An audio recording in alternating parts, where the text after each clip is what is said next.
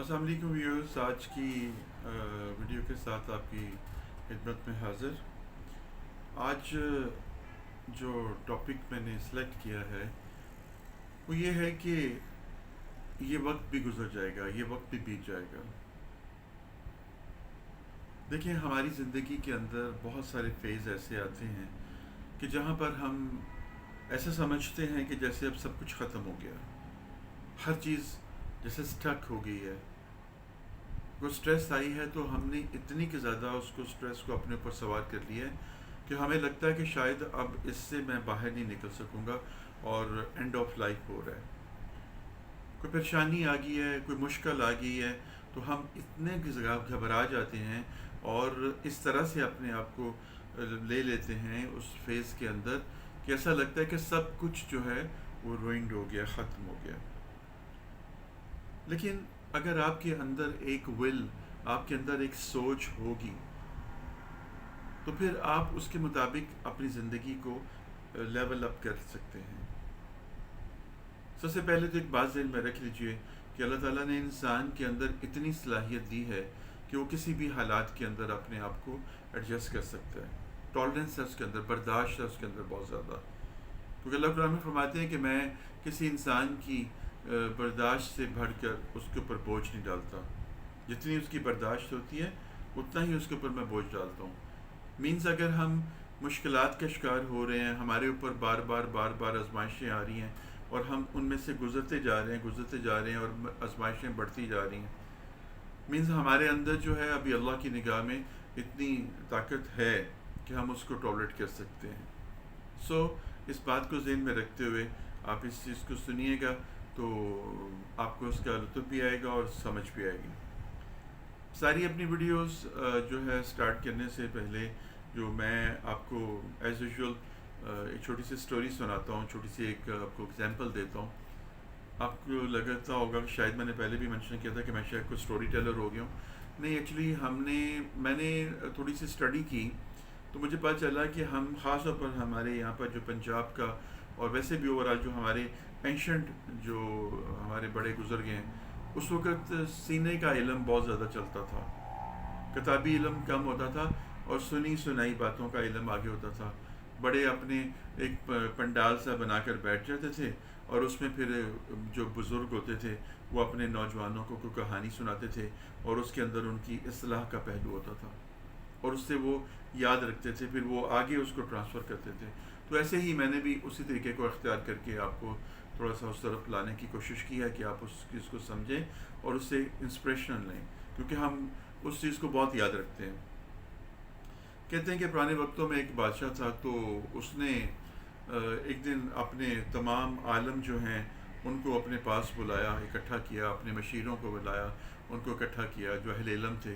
ان سے کہا کہ مجھے کوئی ایسی بات بتاؤ، ایک ایسی بات بتاؤ، ایک ایسی جملہ میرے لیے کچھ تلاش کرو جو کہ یاد کرنے میں یا جو کہ یاد رکھنے میں بہت آسان سا ہو، مختصر ہو لیکن جامع ہو، لائف چینجنگ ہو۔ بس اس کو کہہ لیں لائف چینجنگ ورڈ کہہ لیں۔ وہ بیچارے سر پکڑ کر بیٹھ گئے، انہوں نے اپنی ساری جتنی علم کی کتابیں تھیں ان کو کھنگال مارا، آپس میں ڈسکشن بھی کی، لیکن کسی نتیجے پہ نہیں پہنچ سکے اور پریشانی کے عالم میں بیٹھے ہوئے تھے۔ تو کسی نے ان سے کہا کہ بھئی ایسا کرتے ہیں، ہم تو بے بس ہو گئے ہیں۔ تو کسی نے ان کو بتایا کہ فلاں جگہ پر کوئی صاحب ہیں جو جن کا اسپیشلی کوئی معاملہ ہے تو وہ ان کے پاس جاتے ہیں، وہ سادھو کہہ لیں، کوئی درویش کہہ لیں، کوئی جو بھی واٹس ایور آپ کہہ لیں۔ تو اس کے پاس گئے، جا کر اس سے کہا کہ بابا یہ مسئلہ ہے، ہمارے بادشاہ کو یہ پرابلم آ گئی ہے، اب ہمیں سمجھ نہیں آ رہی ہم اس کو کس طرح سے اس کو کیا کہیں۔ وہ کہتا ہے کہ اس کی بات کو سن کے مسکرا دیتا ہے، وہ کہتا ہے ٹھیک ہے تمہارا مسئلہ حل ہو گیا، لے چلو مجھے اس کے پاس۔ وہ اس کے پاس لے کے جاتا ہے، اس کو کہتا ہے کہ بادشاہ یہ انگوٹھی میرے ہاتھ میں دیکھ رہے ہو، یہ میں نے جو انگوٹھی پہنی ہوئی ہے میرے گرو نے، یہ میرے استاد نے مجھے دی، اور اس نے مجھے ایک نصیحت کی کہ اس کو اس کے اندر اس کے نگینے کے نیچے ایک تحریر لکھی ہوئی ہے، یہ کاغذ ہے اس کے اندر کوئی تحریر ہے جو بھی ہے، اور اس کو تب آپ نے جو ہے کھولنا ہے، پڑھنا ہے جب آپ انتہا کی مشکل کے اندر آ گئے ہیں، اور جب سچویشن جو ہے ایسی ہو گئی ہے کہ کوئی اور چارہ نہیں ہے، تب اس کو کھولنا ہے، تب یہ آپ کی مدد کرے گی یہ بات جو اس کے اندر لکھی ہوئی ہے۔ اگر اس سے پہلے کھول لیں گے، اس کو پہلے نکال لیں گے، تو یہ اپنا اثر زائل کر دے گی اور اس کا فائدہ کوئی نہیں ہوگا، بلکہ نقصان ہوگا۔ تو یہ انگوٹھی میں تمہیں دے رہا ہوں، مجھے تو آج تک ان کی دعا سے ضرورت ہی نہیں پیش آئی کہ ایسی سچویشن ہو، لہٰذا میرے لیے یہ فائدہ مند نہیں ہے، تو تم اس چیز کے مشتاق کو چاہ رہے ہو تو تم لے لو۔ وہ اس کو انگوٹھی دے دیتا ہے اور بادشاہ خوشی خوشی سے اس انگوٹھی کو پہن لیتا ہے۔ بات آئی گئی ہو جاتی ہے، ایک 3-4 سال کا عرصہ گزر جاتا ہے۔ 3-4 سال کے بعد اس کے مخالفین جو ہیں وہ اس کے اوپر چڑھائی کرتے ہیں، حملہ کرتے ہیں، اور وہ بادشاہ کو پسپا ہو کر بھاگنا پڑتا ہے۔ وہ اپنے کچھ ساتھیوں کے ساتھ وہاں سے نکل بھاگتا ہے۔ آہستہ آہستہ وہ ساتھی بھی اس کا ساتھ چھوڑ دیتے ہیں، اور وہ بیچارہ اکیلا رہ جاتا ہے، یا کچھ گنتی کے کچھ لوگ اس کے ساتھ رہ جاتے ہیں۔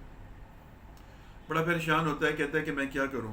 اچانک اس کو یاد آتا ہے کہ یار وہ میرے یہ جو انگوٹھی ہے اس کے اندر لکھی ہوئی تحریر کو تو پڑھو، اب مجھے اس کے اندر سے کیا پیغام آ رہا ہے۔ وہ جیسے اس کو کھولتا ہے، اس کے اوپر لکھا ہوتا ہے یہ وقت بھی بیت جائے گا، بس اتنا جملہ لکھا ہوتا ہے۔ سننے میں تو بظاہر یہ بالکل ایک عام سا ایک جملہ تھا کہ یہ وقت بھی بیت جائے گا، لیکن اس کو ایسے لگا جیسے کہ اس کو ایک کرنٹ لگ گیا ہے، اس کو ایک سپارک لگ گیا ہے، اور اس نے فوراً اس کو کہا ہرا آئی گاٹ اٹ۔ اس کے اندر جیسے کہ ایک نئی زندگی، ایک بیم آف لائف جو ہے، ایک کرنٹ جو ہے اس کے اندر پیدا ہو گیا، اور اس نے اس ایک جملے کو کہ یہ وقت بھی بیت جائے گا، اس نے اس کو ذہن کے اندر رکھا، اس کو سمجھا، اور اس نے دوبارہ سے کوشش کی، اپنے ساتھیوں کو اکٹھا کیا اور پھر سے حملہ کیا، اور وہ کامیاب ہو گیا۔ جب سارے کا سارا اس کو راج پاٹ مل گیا اور وہ بیٹھا اپنے انہی جو وزیر تھے، مشیر تھے اور عالم تھے ان کے درمیان بیٹھا باتیں کر رہا تھا، اور کہہ رہا تھا دیکھا میں نے کتنی ہمت سے کام لیا، اور میں نے اس کو ایسے پلٹا مارا اور اپنا سارا تخت و تاج میں نے واپس لے لیا۔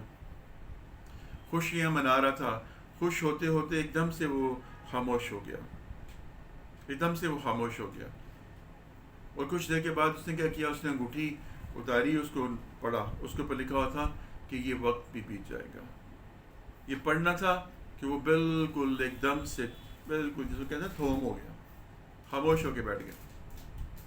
اس کے وزراء نے سب نے پوچھا، مشیروں نے، کہ آپ کو کیا ہوا، ابھی تو آپ بڑے چہک رہے تھے، اب ایک دم سے آپ اس طرح ہو گئے ہیں۔ اس نے کہا کہ یہ دیکھو کہ اس کے اوپر لکھا ہوا ہے کہ یہ وقت بھی بیت جائے گا۔ اس وقت میں انتہائی مشکل کے اندر تھا، انتہائی پرابلم کے اندر تھا، مجھے کوئی راستہ سوچ نہیں رہا تھا۔ جب میں نے اس سے مدد لی تو مجھے مدد کیا ملی کہ یہ وقت بھی بیت جائے گا۔ تو واقعی میں نے ہمت کی اور میں نے اس وقت کو گزار لیا اور دوبارہ سے اپنا راج میں نے لے لیا۔ لیکن اب جب سب کچھ تخت و تاج میرے پاس ہے، میں مالک ہو گیا، پھر بادشاہ بن گیا ہوں سب کچھ میں، تو یہاں پر پھر یہی اطلاع آ رہی ہے کہ یہ وقت بھی بیت جانا ہے، یعنی کچھ باقی نہیں رہنا۔ صرف باقی رہنے والی ذات کون سی ہے؟ اللہ کی، سبحان تعالیٰ، اللہ کی ذات باقی رہنے والی ہے، اور رہے نام اللہ کا، اللہ کا ہی نام بڑا ہونا ہے۔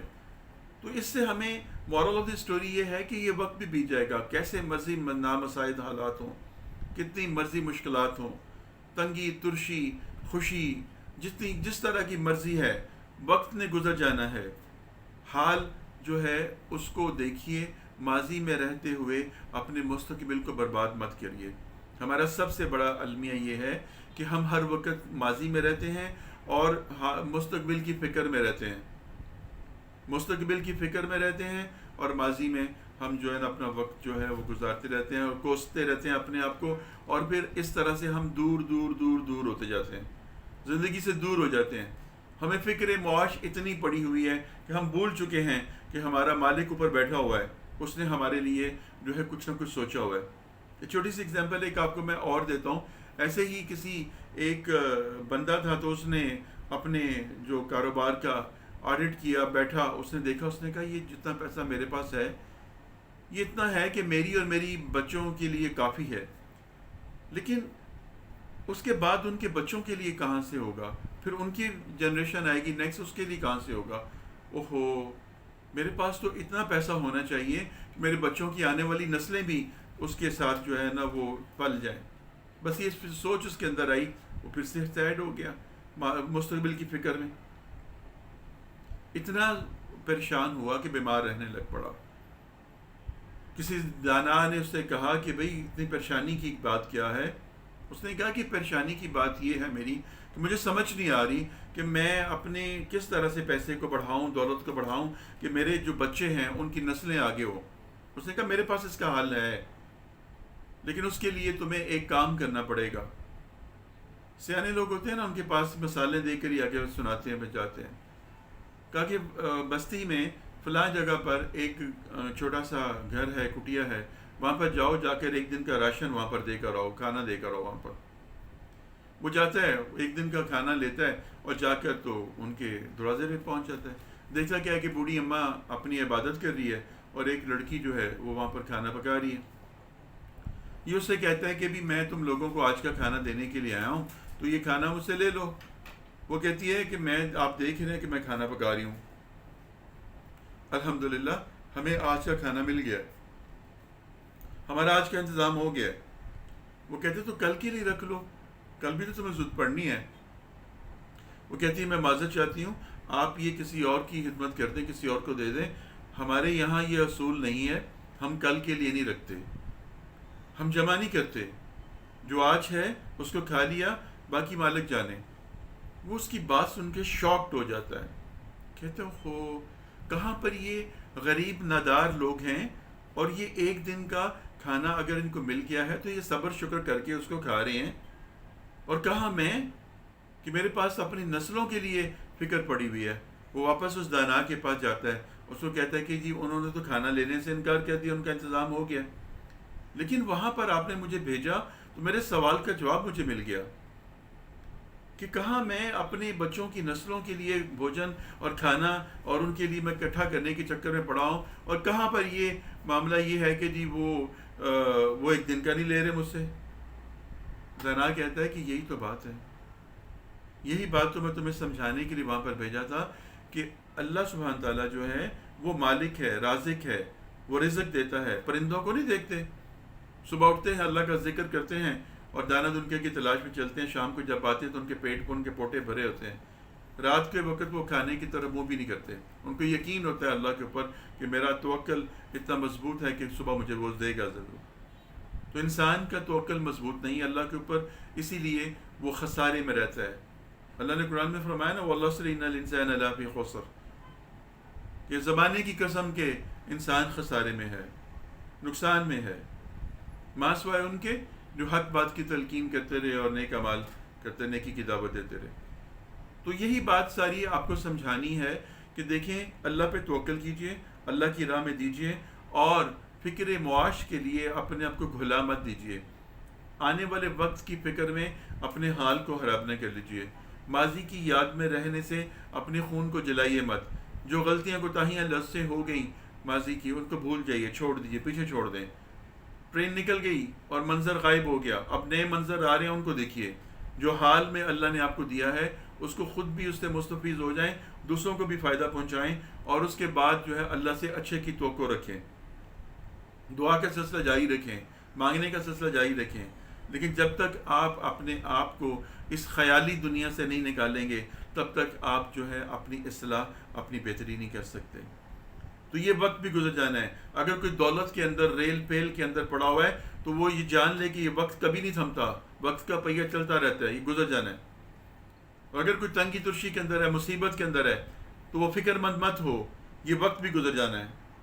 لیکن دونوں چیزوں میں آپ کی ثابت قدمی, آپ کی اللہ کے ساتھ کنیکشن, آپ کا اپنی ذات کے ساتھ کنیکشن, اپنے سبلنگس کے ساتھ, اپنے سراؤنڈنگز میں لوگوں کے ساتھ آپ کی سوچ, آپ کی مینٹیلٹی, آپ کی ان کے ساتھ جو دیکھ ریکھ ہے وہ کیسی ہے, یہ چیز کاؤنٹ کرتی ہے. بس اس بات کو ذہن میں رکھیے. کوئی بھی وقت اگر آپ کے اوپر آیا ہے, اگر آپ خوشیاں منا رہے ہیں, تو کچھ لمحے کے لیے اپنے اندر میرے اس جملے کو لازمی یاد رکھیے گا کہ یہ وقت بھی گزر جانا ہے. اور اگر آپ بالکل گلومی فیلنگز میں ہیں, سیڈ ہو کے بیٹھے ہوئے ہیں, تو میرے اس جملے کو پھر یاد رکھیے گا کہ یہ وقت بھی گزر جانا ہے. انشاءاللہ دونوں صورتوں میں آپ کو اپنی اصلاح کرنے کا موقع ملے گا. مجھے اجازت دیجیے, اگلی ویڈیو تک کے لیے فی امان اللہ.